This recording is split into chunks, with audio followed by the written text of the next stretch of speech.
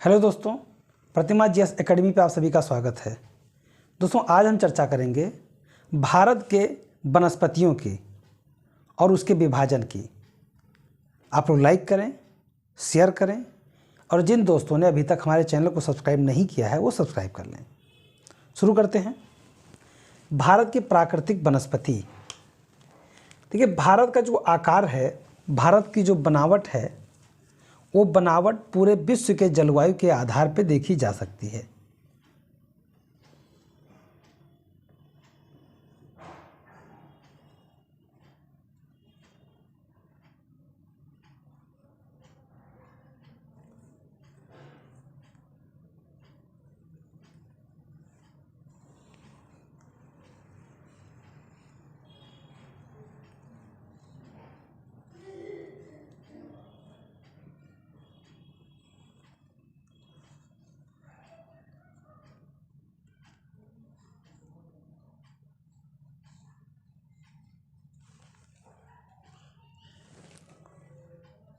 ये हमारा प्यारा भारत महान है।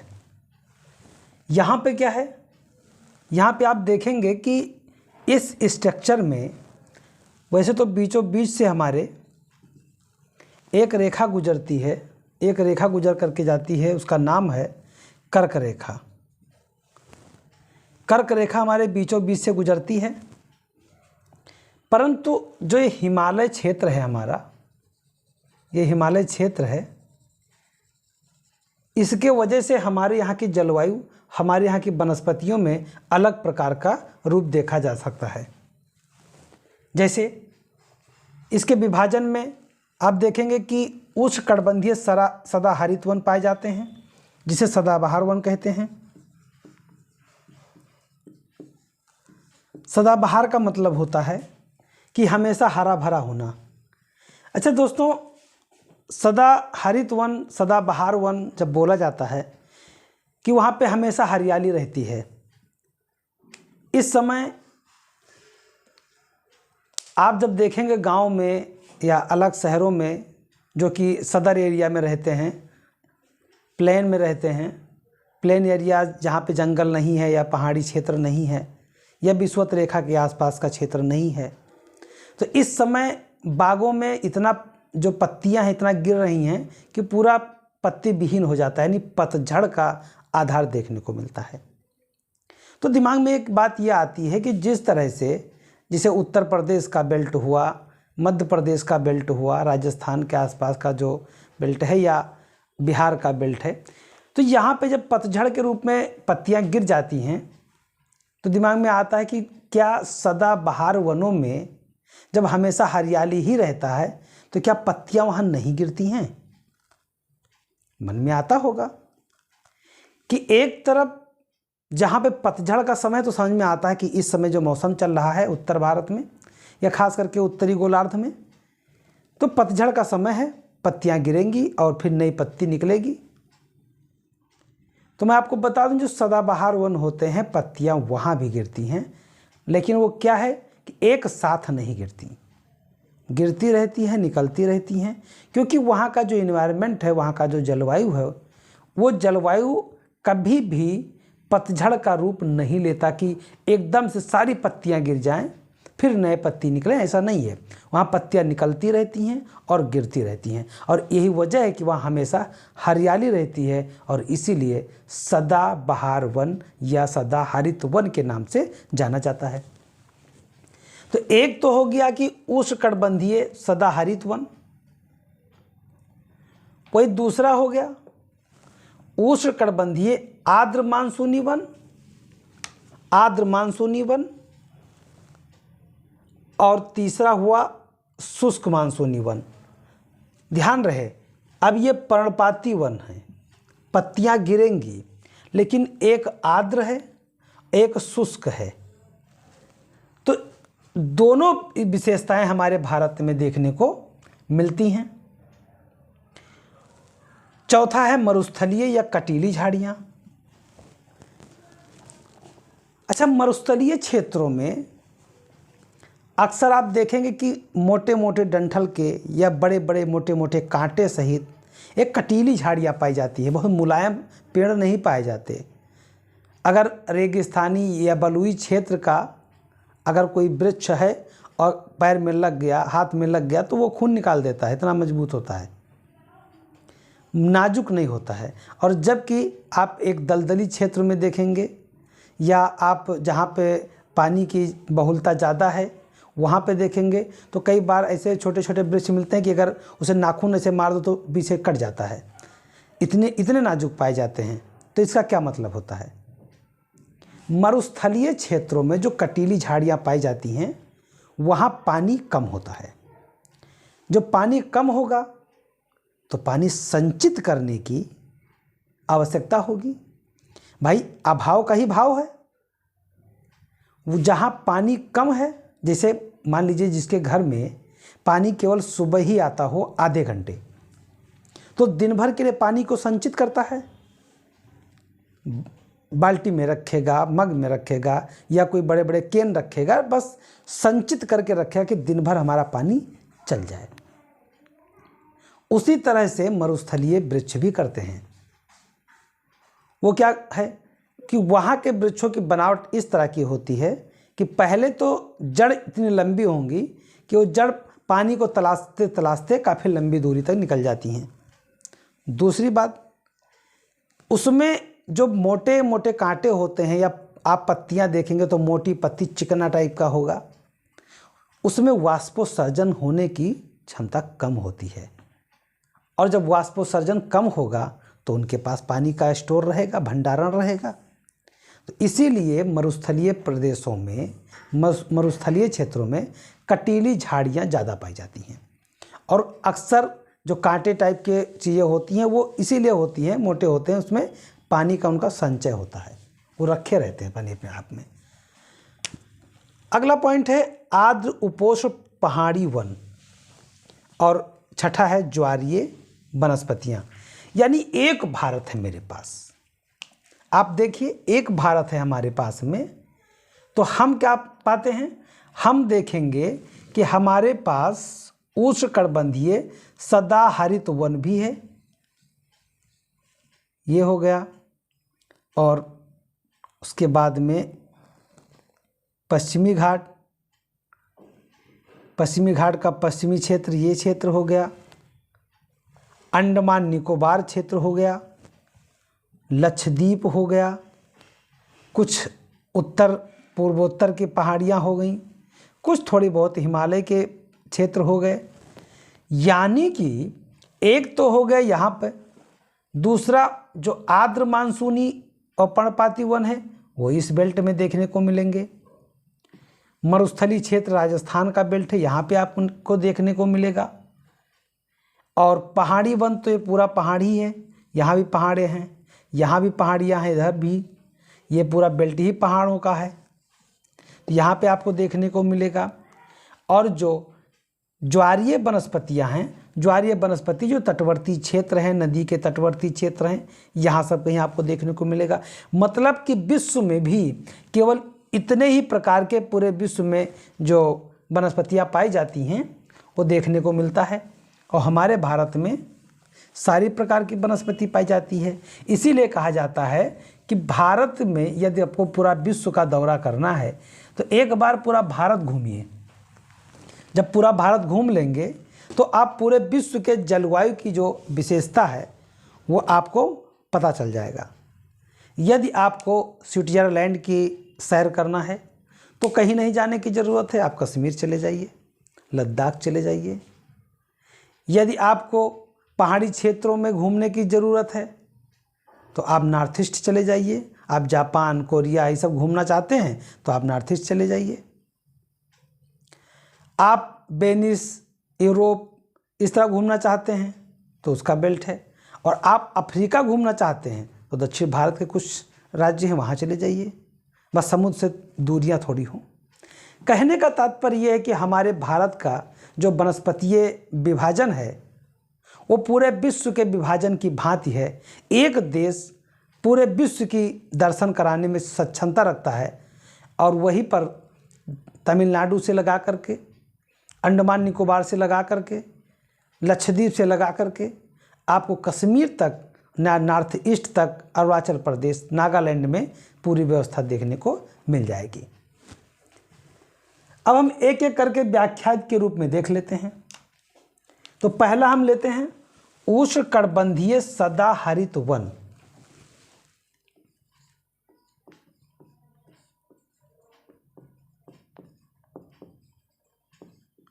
कटिबंधीय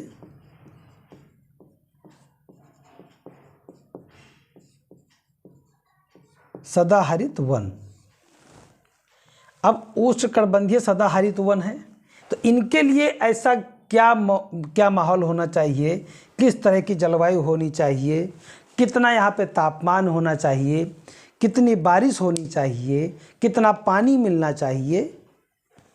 तो अगर किसी भी क्षेत्र में, किसी भी स्थान पर यदि 200 सेंटीमीटर से अधिक वर्षा होता है, 200 सेंटीमीटर से अधिक वर्षा होता है, तो ऐसे वहाँ पे जो है उष्णकटिबंधीय सदाहरित वन यानी सदाबहार वन आपको देखने को मिलेगा। अब 200 सेंटीमीटर वर्षा किस तापमान पे हो सकता है? एक तो विषुवत रेखा पे हो सकता है, ठीक है। तो विषुवत रेखा के औसत तापमान, उसके बाद संघनन होना और संवहनीय वर्षा होना, ये वहाँ का रोज का काम है। लेकिन यदि हम विषुवत रेखा पे नहीं हैं, फिर भाई हमारा भारत जो है वो विषुवत रेखा से उत्तर में है, उत्तरी गोलार्ध में है, और खास करके उत्तर पूर्वी गोलार्ध में है। 6°4' दक्षिणी से लेकर के और ऊपर उत्तर में 37.39 अक्षांश के आसपास हमारा भारत का जो है विस्तार है। अब इस विस्तार 30 अक्षांश के आसपास हमारा विस्तार हो जाता है। मेनलैंड हमारा 8°4' से लेकर के है, तो हम तो विषुवत रेखा से ऊपर हैं बहुत। फिर भी हमारे यहाँ ऐसी जलवायु क्यों पाई जाती है? क्योंकि हमारे पास 200 सेंटीमीटर से अधिक वर्षा के स्थान भी हैं। इसके लिए तापमान चाहिए 25 डिग्री सेंटीग्रेड से लेकर के 27 डिग्री सेंटीग्रेड तक का। हमारे यहाँ ऐसा भी स्थिति है, ऐसे भी स्थान है जहाँ तापमान ऐसा भी मिलता है।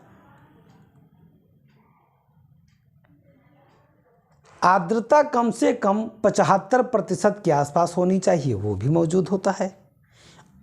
यानी कि अगर ऐसी स्थिति में, ऐसी जगह पे जहाँ 200 सेंटीमीटर से, याद रहे आप क्लास को क्लास की भांति मत समझिए, इसको इस तरह समझिए कि हमें देखते देखते याद कर लेना है। तो कैसे याद होगा भाई? सदाबहार वन विषुवत रेखा की विशेषता होता है, चाहे वो अमेजन बेसिन हो, कांगो जायरे बेसिन हो। यहाँ पे आपको सदाहरित वन आप आसानी से देखने को मिल जाएगा। विश्व का फेफड़ा कहा जाने वाला अमेजन वन जो है वो विषुवत रेखा पे पाया जाता है। अफ्रीका महाद्वीप में जहाँ पे सहारा रेगिस्तान जैसे बड़े रेगिस्तान हैं, वहाँ का देश कांगो जायरे, गैबन, कांगो गणराज्य, ये सारे जो कंट्रीज़ हैं ये कहाँ पे हैं? विषुवत रेखा पे है, और बड़े बड़े जंगल पाए जाते हैं। यहाँ भी सदाबहार वन पाए जाते हैं। अब उस तरह के क्लाइमेट को बनाना, उस तरह की व्यवस्था को देना, ये किसी व्यक्ति विशेष के हाथ में तो होता नहीं है। ये प्राकृतिक संरचनाओं के आधार पे होता है। तो हमारे यहाँ प्राकृतिक संरचनाएं कैसी हैं?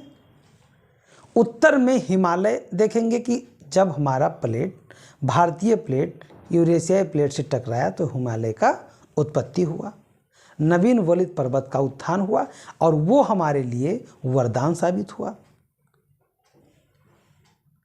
वो हमारे लिए इस तरह से वरदान साबित हुआ कि अब जब हमारी मानसूनी हवाएं जाती हैं तो टकरा करके बारिश करा देता है।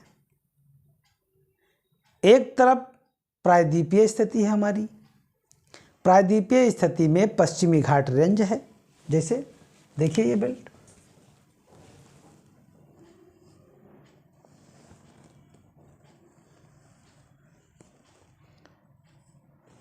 ये जो बेल्ट है ये पश्चिमी घाट बेल्ट है,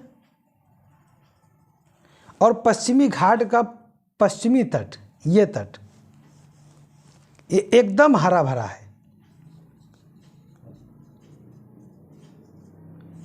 सदाहरित है, यानी सदाबहार यहाँ पे पाए जाते हैं।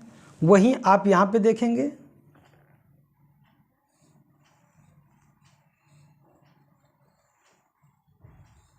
ये भारत का ऊपरी छोर समझ लीजिए। तो जो ये बेल्ट है हमारा अरुणाचल प्रदेश नागालैंड का, ये बेल्ट भी हमारे लिए उसी तरह का माहौल देता है। बंगाल खाड़ी से गया, बारिश यहाँ हो गया, ऐसे बढ़ता चला गया। तो हमारे पास में उष्णकटिबंधीय सदाहरित वन पाए जाते हैं, उष्णकटिबंधीय पर्णपाती वन पाए जाते हैं। तो उष्णकटिबंधीय सदाहरित वन में 200 सेंटीमीटर से अधिक की वर्षा होना जरूरी है, यानी कि बारिश होना 200 सेंटीमीटर से अधिक वर्षा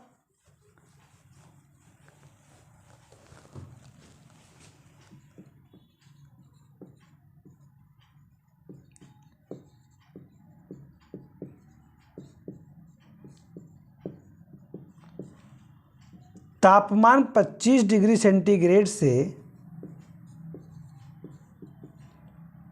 27 डिग्री सेंटीग्रेड के बीच होनी चाहिए, और आर्द्रता लगभग 75% के आसपास होना चाहिए। यदि ये व्यवस्था जहाँ भी होगा, जिस भी स्थान पर 200 सेंटीमीटर से अधिक वर्षा होगा, 25 से 27 सेंटीग्रेड तापमान के तहत तापमान होगा, और 75% से ज़्यादा आर्द्रता होगा, वहाँ पर उष्णकटिबंधीय सदाहरित या सदाबहार वन पाए जाएंगे। तो इसकी विशेषता क्या है? ठीक है, वन पाए जाएंगे, तो इसका महत्व क्या है, इसकी विशेषता क्या है, क्या यहाँ की लकड़ियाँ हमारे लिए उपयोगी हैं कि नहीं हैं? तो आपको बता दें कि यहाँ के जो वृक्ष होते हैं बहुत लंबे होते हैं, लगभग 30 से 60 मीटर तक ऊंचाई इनकी हो जाती है। ये खूब बढ़ते हैं, खूब बढ़ते हैं। क्यों बढ़ते हैं? इसे भागते हैं, एकदम रेस लगाते हैं, एक दूसरे को पीछे करने की कोशिश करते हैं या स्वयं आगे बढ़ने की कोशिश करते हैं। ये स्वयं एक दूसरे से ऊपर निकलने की होड़ लगी होती है। वो इसलिए लगी होती है क्योंकि ये सूर्य का प्रकाश चाहते हैं। सूर्य के प्रकाश से ही प्रकाश संश्लेषण करके ये भोजन प्राप्त करेंगे। अब मान लीजिए ये है, यहाँ पे एक पेड़ हुआ, ये पेड़ उससे ऊपर निकला, तो ये वाला का अच्छा ये ऊपर निकला, और लो ये और ऊपर निकल गया। ऐसे करते करते एकदम खूब बड़े बड़े लंबे लंबे पेड़ हो जाते हैं, क्योंकि जब तक सूर्य का प्रकाश नहीं मिलेगा तब तक ये भोजन कैसे बनाएंगे, और सूर्य के प्रकाश को प्राप्त करने के लिए ये ऊंचाई पे बढ़ते चले जाते हैं। और इनकी लकड़ियां बड़ी कठोर होती हैं, बड़ी मजबूत होती हैं। इनका कोई महत्व अलग नहीं होता है, इनका महत्व केवल, इन लकड़ियों का महत्व केवल जलावन लकड़ी के रूप में होता है।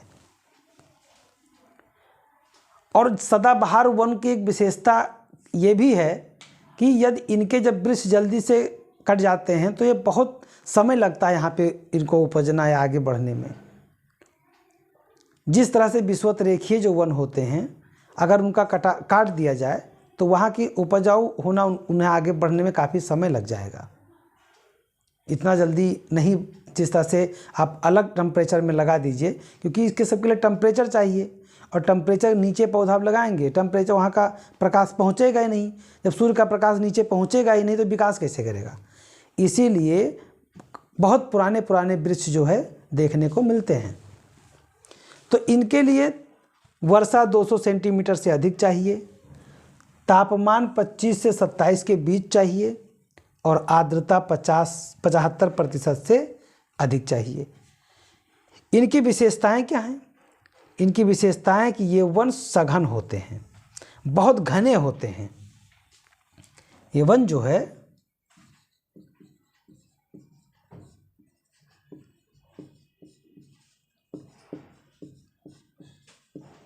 बहुत घने होते हैं और सदाबहार होते हैं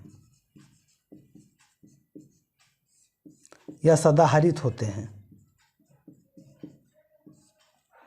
सदाहरित होते हैं क्योंकि इनके क्या है, इधर पत्ती गिर रही है, ठीक है, चलो एक पेड़ है मान लीजिए ये,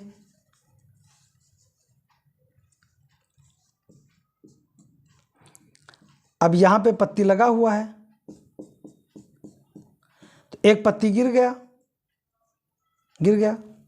तो क्या हुआ, पत्ती गिर रहे हैं, पत्ती बढ़ रहे हैं, तो ये हमेशा हरे भरे आपको देखने को मिलेंगे। पतझड़ की तरह नहीं है कि एक बार पहले पूरी पत्ती गिरेगी फिर नया निकलेगा तब फिर समय आएगा तब गिरेगा, ऐसा नहीं है।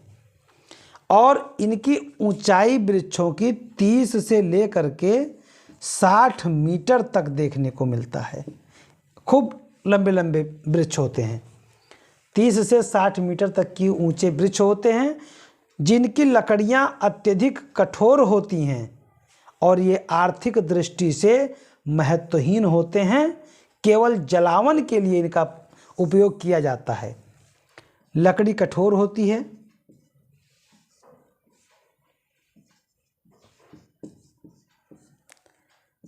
प्रयोग केवल जलावन हेतु।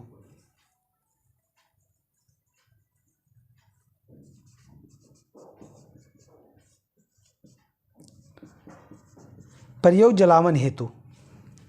अब इसमें वृक्ष पाए कौन कौन से जाते हैं, ये आपको समझ में आ गया होगा, हमें उम्मीद है। इसमें जो वृक्ष पाए जाते हैं, एग्जाम में पूछा जाता है कि ये किस प्रकार के वनस्पति हैं, किस प्रकार के जलवायु के वनस्पति हैं। तो एक है महोगनी, जो प्रमुख वृक्ष पाए जाते हैं उष्णकटिबंधीय सदाहरित में।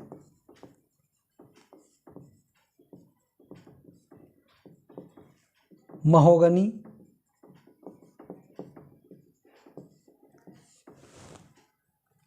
अबुनास,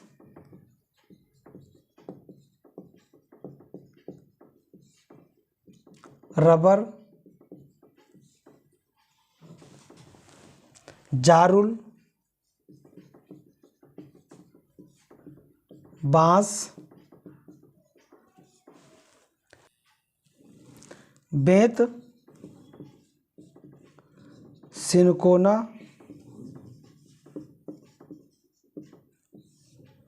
आयरवुड, रोजवुड, ताड़ आदि वृक्ष पाए जाते हैं। यानी महोगनी, अबुनास या आबुनस, आबनोस, अबुनास या अबनोस, रबर, जारुल, बांस, बेंत, सिनकोना, आयरवुड, रोजवुड, ताड़ आदि प्रकार के वृक्ष आपको देखने को मिलेंगे। महोगनी, आबनोस, जारुल, बांस, बेंत। और इस प्रकार के जो ये वन होते हैं, ये मसाला के लिए, मसाला बागानों के लिए उपयोगी होते हैं।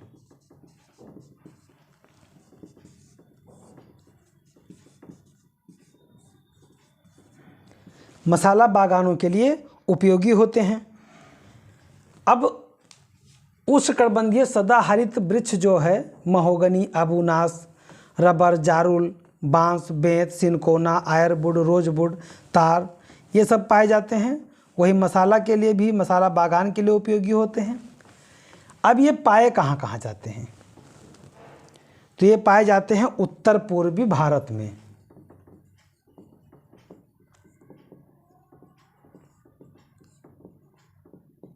उत्तर पूर्वी भारत यानी नॉर्थ ईस्ट में, पश्चिमी घाट पर्वत के पश्चिमी क्षेत्र,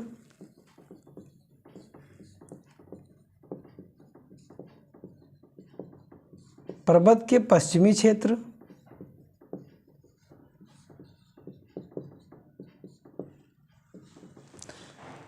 वहीं अंडमान निकोबार द्वीप समूह, अंडमान निकोबार द्वीप समूह, निकोबार द्वीप समूह, शिलांग का पठार,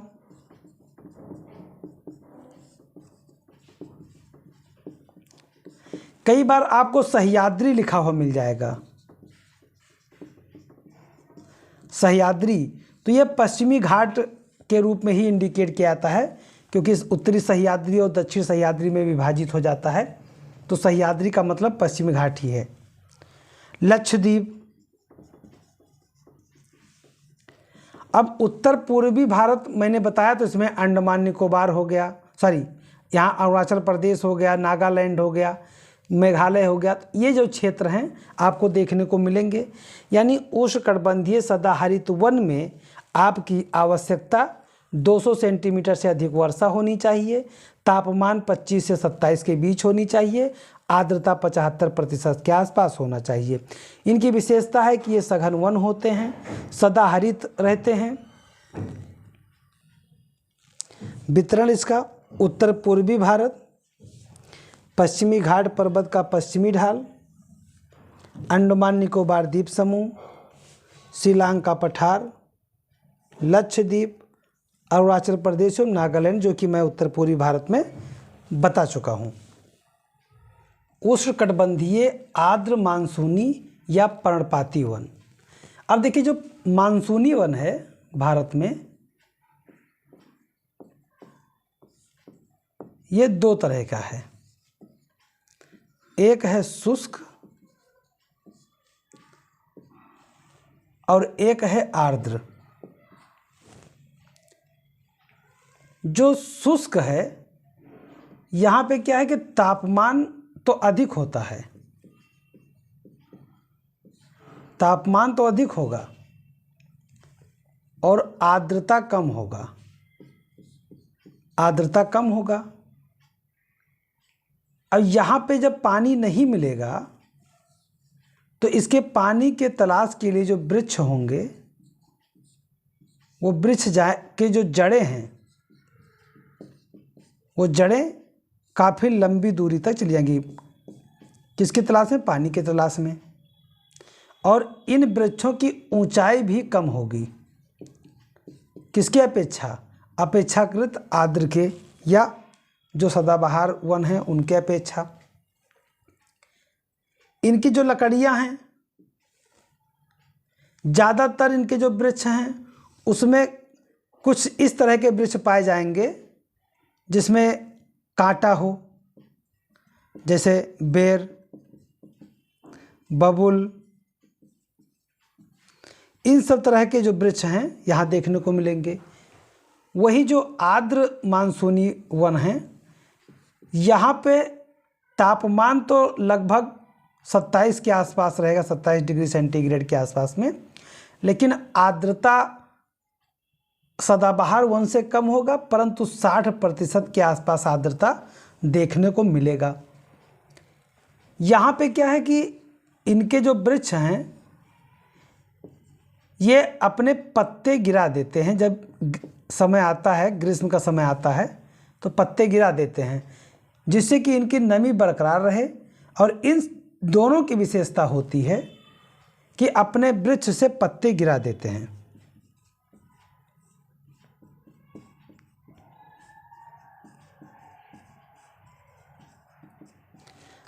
पत्ते गिरा देते हैं और जब वृक्ष से पत्ते गिरा दिए जाएंगे तो क्या होता है, जो नमी होता है वो बरकरार रहता है। पत्ते कौन से छूटते हैं? वही पत्ते छूटेंगे जिनमें नमी का कोई मतलब नहीं रह जाता है और लगभग पूरी पत्तियां गिरा दी जाती हैं। और फिर जैसे जैसे बसंत का बहार आता है, एकदम नए नए पौधे, नए नए पत्तियां, नए नए कल्ले के साथ निकलते हैं और फिर वो एक समय के पश्चात जब मानसून का आना होता है वो हरे भरे पेड़ हो जाते हैं। तो मानसूनी वन को आप एक शुष्क मानसूनी और आर्द्र मानसूनी के रूप में देखेंगे, और दोनों की विशेषता है कि पत्ते गिराएंगे, पतझड़ ही होंगे, और एक समय में पूरा वृक्ष मुंडा नजर आएगा, उस पर कोई पत्ती नहीं रह जाएगी। आर्द्र और शुष्क में विभाजित होने का मानसूनी वनों के कारण है, जैसे उष्णकटिबंधीय आर्द्र मानसूनी वन या पर्णपाती वन। इसमें क्या है, इनकी जो वर्षा है, वर्षा 100 से 200 सेंटीमीटर के बीच होगा। अब ध्यान रहे, हमने भी बताया आपको सदाबहार वन, तो सदाबहार वन का 200 सेंटीमीटर से अधिक वर्षा होगा, तापमान 25 से 27 डिग्री सेंटीग्रेड होगा, और आर्द्रता 75% के आसपास या अधिक होगा। लेकिन जैसे ही आप सदाबहार से हटते हैं, मानसूनी पे जाते हैं, वहीं पे इनमें से वर्षा 100 से 200 के बीच होगा, तापमान लगभग 27 डिग्री सेंटीग्रेड होगा, और आर्द्रता 60% के आसपास होगा। ये कौन से मानसूनी में? ये होगा आर्द्र मानसूनी में, आर्द्र मानसूनी में होगा। तो दोनों में थोड़ी अंतर नज़र आ जाता है, और इतने मात्र अंतर से जो वृक्ष हैं वो पत्ते छोड़ देते हैं और पतझड़ कहलाते हैं, यानी कि वृक्ष से पत्ते गिर जाते हैं जिससे उनकी नमी बरकरार रहे। वर्षा 100 से 200 सेंटीमीटर के बीच होगा, तापमान 27 डिग्री सेंटीग्रेड और आर्द्रता 60% के आसपास होगा। कौन से? उष्णकटिबंधीय आर्द्र मानसूनी पर्णपाती वन में। विशिष्ट मानसूनी वन ये हैं, और इन्हें पतझड़ वन भी कहा जाता है। देखिए, इसमें आर्द्र वाले में जो आर्द्र मानसूनी है, इनकी विशेषता ये है कि ये पत्ते तो छोड़ेंगे, लेकिन ये 20 से लेकर के लगभग 45 मीटर तक लंबे होते हैं, ऊंचे पौधे होते हैं, ऊंचे वृक्ष होते हैं, और इनका आर्थिक रूप से महत्व है। ये आर्थिक रूप से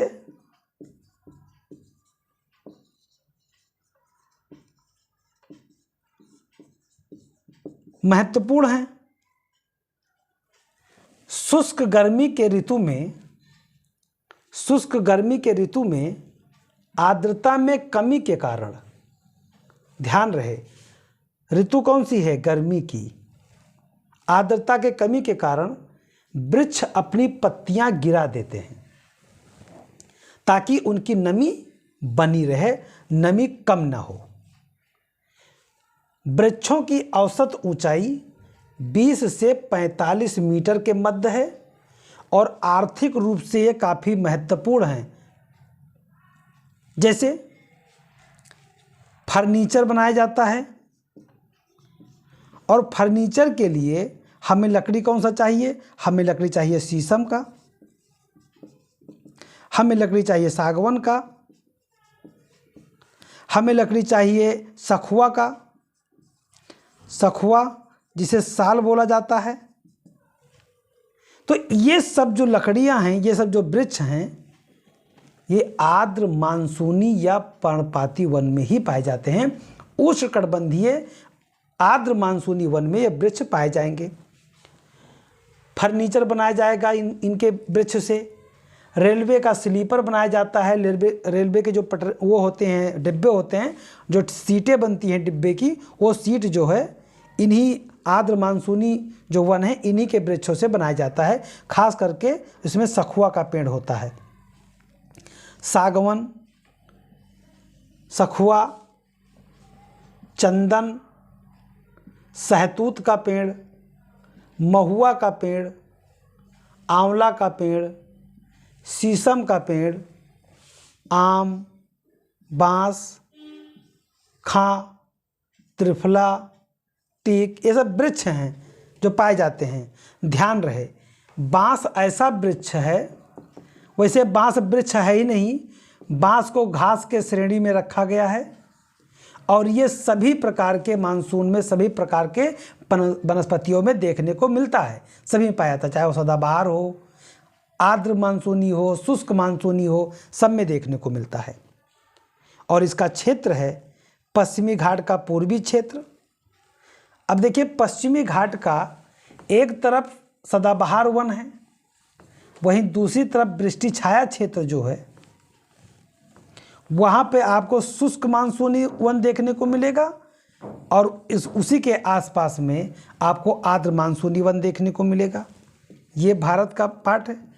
तो इधर से तो जो ये पश्चिमी घाट है, पश्चिमी घाट के पश्चिम में तो सदाहरित वन है कि पानी खूब, बारिश खूब होता है, लेकिन जैसे ही इधर उतरने लगो पीछे से तो वहाँ पे आपको शुष्क या आर्द्र मानसूनी वन, पतझड़ वन देखने को मिलेंगे। हिमालय का तराई क्षेत्र, तराई क्षेत्र में आता है आपका उत्तर प्रदेश, बिहार, पश्चिम बंगाल, ये सब क्षेत्र आते हैं। महाराष्ट्र, आंध्र प्रदेश, कर्नाटक आदि में आपको उष्णकटिबंधीय आर्द्र मानसूनी वन या पर्णपाती वन देखने को मिलेगा। अब हम शुष्क मानसूनी वन देख लेते हैं।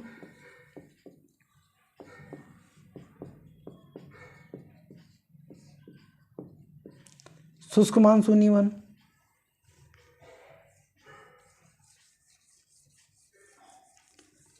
शुष्क मानसूनी वन की विशेषता है कि यहाँ पे जो वर्षा होगा, बारिश होगा, वो 50 से 100 सेंटीमीटर के बीच होगा। मतलब कि सदाबहार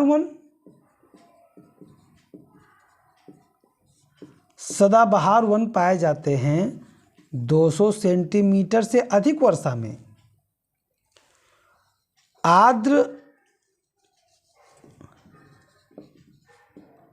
आर्द्र मानसूनी वन ये पाए, यहाँ बारिश होगा 100 से 200 सेंटीमीटर के बीच में, और वहीं शुष्क मानसूनी वन 50 से 100 सेंटीमीटर के बीच में। मतलब कि सदाबहार के जो वृक्ष हैं वो 30 से लेकर के 60 मीटर तक ऊंचे होते हैं, वहीं आर्द्र मानसूनी वन है जो वो 20 से लेकर के 40 से 45 मीटर तक ऊंचे होते हैं। लेकिन जो शुष्क मानसूनी वन है, जब पानी है ये नहीं तो ये बढ़ेंगे नहीं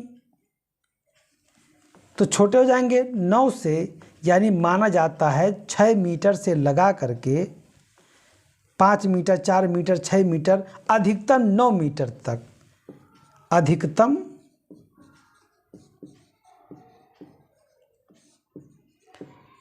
9 मीटर तक वृक्ष पाए जाते हैं शुष्क मानसूनी वन में। तो इनका जो बारिश है, इनका जो 50 से 100 सेंटीमीटर के बीच में वर्षा होगा। इनके तापमान 28 डिग्री सेंटीग्रेड होंगे, यानी पिछले दोनों के अपेक्षा ज़्यादा होगा तापमान, और आर्द्रता कम होगा, यानी बहुत कम होगा। देखिए, एकदम से कम तो मरुस्थल में होगा, मरुस्थल में, परंतु यहाँ पे कम किसकी अपेक्षा होगा? यहाँ पे कम होगा आर्द्र मानसूनी की अपेक्षा। आर्द्र का 60% के आसपास है, तो इनका मान के चलिए 40 से 45% के आसपास में इनका आर्द्रता होगा। और इस आर्द्रता में बहुत ज़्यादा वृक्ष के अच्छे वृक्षों की उम्मीद नहीं कर सकते।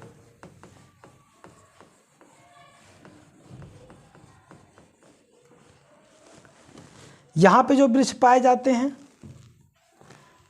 देखिए, तापमान 28 डिग्री तापमान के आसपास हो, आर्द्रता कम होती है, लगभग मान करके चलिए 40 से 45 के आसपास में प्रतिशत के आसपास में आर्द्रता होगा। वृक्ष की ऊंचाई 6 से 9 मीटर के आसपास देखने को मिलेगी, 6 से भी कम हो सकता है, 2-3 मीटर का भी देखने को मिलता है। जड़ें काफ़ी लंबी होंगी। जड़ें इसलिए लंबी होंगी कि पानी की तलाश करते करते जड़ें काफ़ी लंबी हो जाती हैं। पानी की तलाश करते करते जड़ें काफ़ी लंबी हो जाती हैं, और इन वृक्षों के जो छाल है वो मोटी होती है। जैसे ये पेड़ है,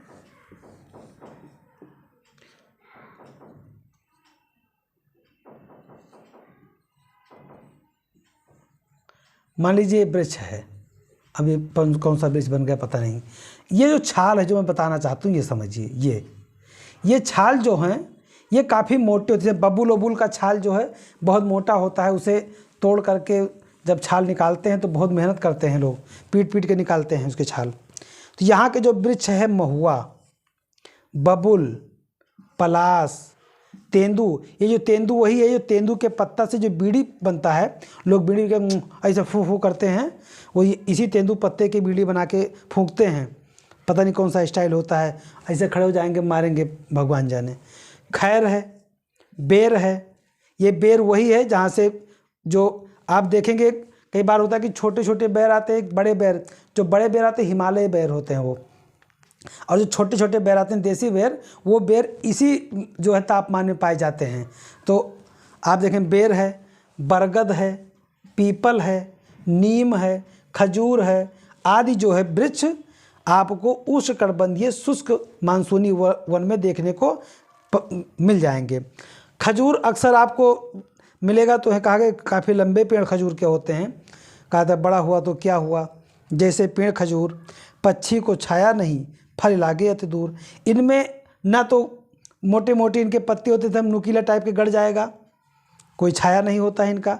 तो ये इसका वजह यही है कि इनमें वाष्पोत्सर्जन ज़्यादा ना हो, इसीलिए इनके जो ये जो खजूर के जो पेड़ होता है ऐसे होता है, लंबे से ऐसे, और इसमें ऐसे इतना लगे होगा, एक पाती ऐसे एक पाती ऐसे निकला होगा, बस ये खजूर लगा होगा ऐसे ऐसे हो गया। और यहाँ पे जड़ खूब लंबे होंगे। तो इसलिए होगा क्योंकि यहाँ पे क्या कि अगर यहाँ पे पत्ती ऐसे निकल करके ज़्यादा पत्ती पेड़ की तरह होता तो ये वाष्पोत्सर्जन हो जाता, और यहाँ पे पानी जो कि ज़्यादा है नहीं, इसलिए वाष्पोत्सर्जन ना हो। इनके पत्ते मोटे होते हैं, चिकने होते हैं। स्थान है पूर्वी राजस्थान, उत्तरी गुजरात है, पश्चिमी मध्य प्रदेश है, और साउथ वेस्ट उत्तर प्रदेश है, दक्षिण पश्चिम उत्तर प्रदेश है, दक्षिण पंजाब है, हरियाणा है, पश्चिमी घाट का वृष्टि छाया क्षेत्र आदि क्षेत्रों में आपको शुष्क मानसूनी वन देखने को मिलेंगे। तो साथियों, उष्णकटिबंधीय आर्द्र मानसूनी वन और उष्णकटिबंधीय शुष्क मानसूनी वन और सदाबहार वन पे हम चर्चा कर चुके हैं। बाकी क्लास अगले क्लास में होगी। मैं अपने क्लास को यहाँ पर समाप्त करता हूँ। धन्यवाद। जय हिंद, जय भारत।